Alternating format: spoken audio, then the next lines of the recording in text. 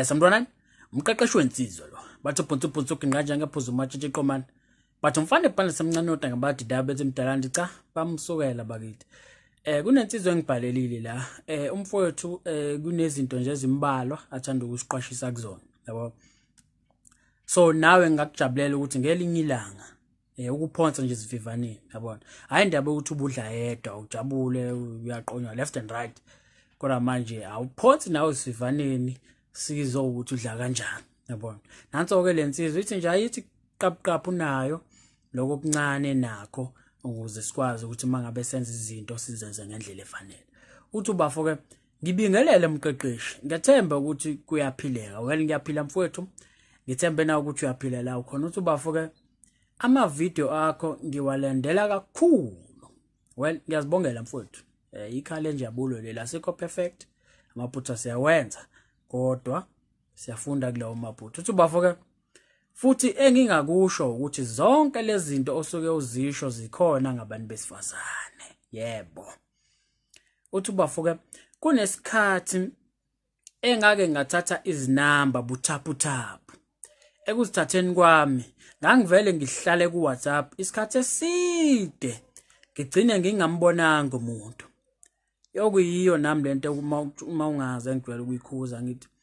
musu ukuhlala ku WhatsApp ugcina uthola ukuthi awusalihleli usuku yabo so na umfowethu uthi akakuveze lokho ukuthi futhi into ayenza naye before ngoba phela sonke vele sesiqale kanjalo uthola ukuthi uyayithola inamba uyagijima ku WhatsApp same day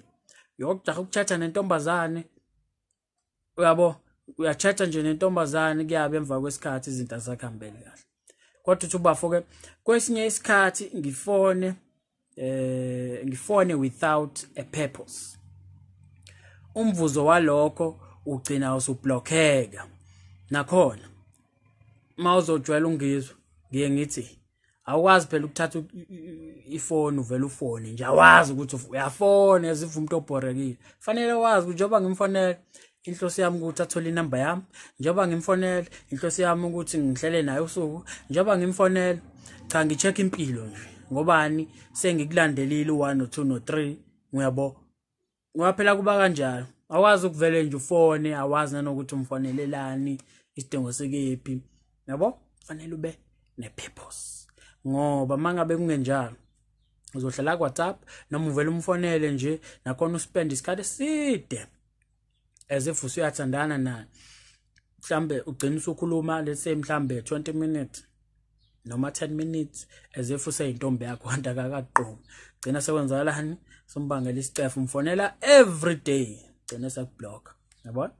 ngoba kuba kanjalo yabo once umuntu eselo ring ucingo lakho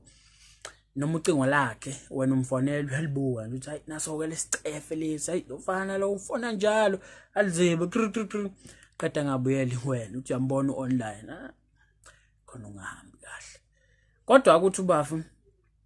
ukungalindi kanye nokutatazela ikona okuvala amathuba okuqonywa imvamisa good utatazela mfowethu ehlisa amaphaphu ngakho ukungizwa ngithi mangithi mawuthola inamba namhlanje yodlulise noma usuku olodwa noma ezimbili kuya ngawo ukuthi uzithemba kanjani abona ukhombise nawe ukuthi khona into obhizi ngayo empilweni mhlawumbe uyafunda nawe noma uyasebenza kodwa umuntu busy yabona kunezinto nawo zenzayo mhlawumbe uye ejimini hayi ukuthi hlezi ngoba nathi ngithola inamba ngicabanga yena sekufanele ngimfonele dlulisa usuku noma 2 days bese uyamthinta nakhona kumthinteni kwakho awuvela ufone nje ungazi ukuthi ufonelana fanele kube nomehluko phakathi kwakho nengane umdala manje mangabe ungakuvele wenza into nje awazi ukuthi uyenzelani ngeke kuze kulunge mawube kanjalo yazi ukuthi uyaba na 30 ube na 35 luthi uqona awuqonyiwe ngoba manje uvele wenze nje uyenza nje uthi ubafaka kune okay sengiphinda into eyodwa uthi ubafaka ku WhatsApp kunamantombazane azokukhulumisa uma ebhorekile ungayivumeli leyo nto uma uyinsizwa futhi labantu bayahlala nenqwaba yama messages angavuliwe hayi cha ngiyarelate ke nami leyo yabona nami kukhona nje ingane yasekhaya ngake ithothi ina mhlambe 60 messages angavuliwe nje abantu abazitshiwe manje ngiyambuza ini ungavula ama message mangathiwa ngena imessage ebalekileke manje uzoyibona kanjani manje kovele kuvele lonke lento yakho la haya kanankingi ngabona uyakujabulela lokho kube ngathi mhlambe umuntu obalekile obusy mangabe ubona uWhatsApp wakhe futhi nje hey kuyaphithizela kanti cha indaba wenziswa kwentombazane yabona ngingathuka ngempela mangathiwa khona insizwa eyenza leyo nto leyo mangabe uhlale nama messages nje lokho scroll wenziswa kwesifazane mangabe kanjalo ikusiza ngani leyo nto wena uyinsizwa ngithi wonke message umuntu mamzibe kodwa imessage ivule shiye kanjalo akubona ukuthi cha ungizibile wavela uyabona mangabe imessage ungeke uzivule uthi umzibile yabo kodwa nje angiyiphasisi mangabe uyinsizwa ube nalo umqondo lo ukuthi nje fanele ngibe nenqwaba ama message ungayenzi leyo nto kunezinto ezenziwa abantu besifazane wena mangabe uyinsizwa akusho ukuthi kufanele uzenze nawe ngobani uyinsizwa uthi ubafoke ngolunye usuku ngangichatha ku WhatsApp kanti umngani wami seduze nami emotweni wathi uma ebheka wonke ama messages avuliwe wathi mina hayibo ndoda uWhatsApp wakho ayikho neyodwa message engavuliwe waqhubeka wathi uyazi ukuthi uWhatsApp umnandi ngoba nama messages angavuliwe yazwa ke lento njengoba ngisho ukuthi nami sisi wami lo ujabulela lokho so mangabe uyinsizwa nje cha ungayenzi leyo nto futhi ayikusiza ndawo nje inhlobo ube na 100 messages ongavuliwe kodwa it's like ubalekile mhlawumbe kunabantu abakudingayo left and right come on ungazenzi isilimo ungazididisi ngoba uzididisa wena you know very well ukuthi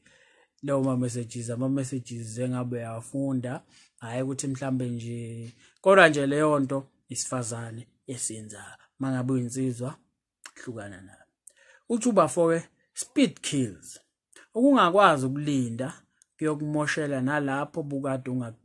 ubukade unganqoba khona uthi lento engikhuluma ngayo ngiyayazi kahle so nami yabo nje mfethu kwesinye isikhathi mangathi nami ngiyakhuluma ngalo line mfethu ungakwazi ukulinda kuyongimoshela lapho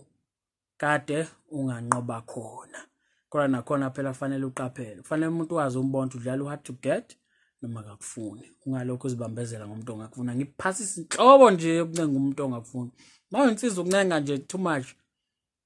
angikufuna mawunsizwa kufanele uncenge kakhulu ukuncenga nje fanele ungazijwayezi ngoba phela mangabe uyi-approach intombazane ukuthi niyabonisana naye kuba ukona leyo proposal yakho akayifili nakhona uzame kanye ngoba phela mhlambe ngaleso sikhathi usazama okokuqala mhlambe usuku lakhe lalingahambi kahle ephoxekile mhlambe kuphendule umatana phinde uzama okwesibili mayiphinde kuphoxa okwesibili futhi indaba yakhe shiya phansi yabona ngoba kusho ukuthi uyiqondile lento akunika so nokuthi nje mfowethu mangabe uyinsizwa akulinda kubalekile ungatholi yabo kwesinye isikhathi uyothola ukuthi komile kunesimo la khona mhlambe komile yabo mhlambe isimo sikavumeli kahle lamathekeni mhlambe uwafisayo noma wathandayo awukabi nethuba lokuhlangana nawo mhlambe awukalithola ithuba lokuhamba nje indawo uthola ukuthi usushaya nje noma yini udle noma yini ayimfuna umuntu odla noma yini imnyanyaba umuntu odla noma yini for the sake ukuthi ulambile udla ukudla kwengulube uyadla just ukuthi ulambile ukudla sekonakele udla for the sake ukuthi ulambile no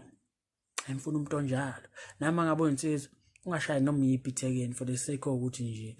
uzulambile yabo sihlonipha mangabe uyinsizwa kufanele kube namathekeni angathiwa ngisho akhala inyembezi ngiyacela bhuti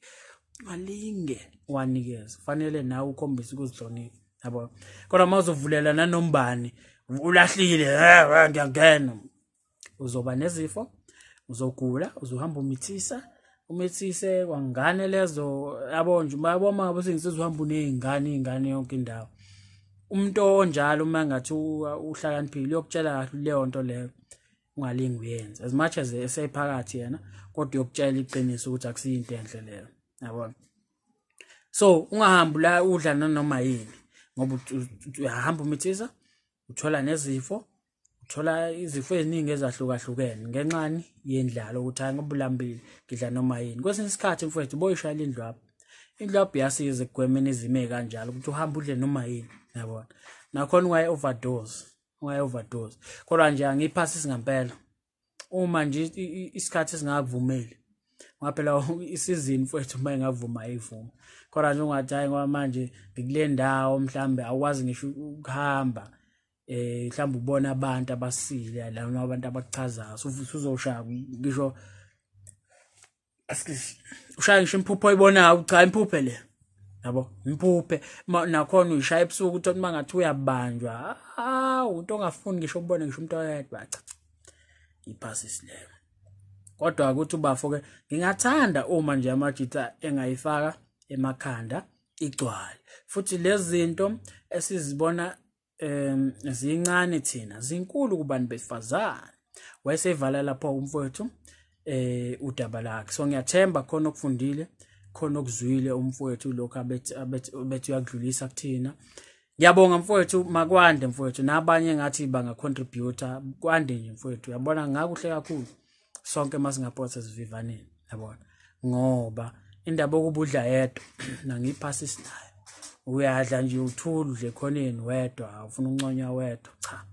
sicobelele nathi usiphe lokho okuncane onakho sibone ukuthi kuyasebenzela mangasebenzela kusebenzele ayikho icala ayikho into mfowethu osebenzela wonke umuntu kodwa bakhona oyobasiza bakhona akuyobasebenzela bo yabo.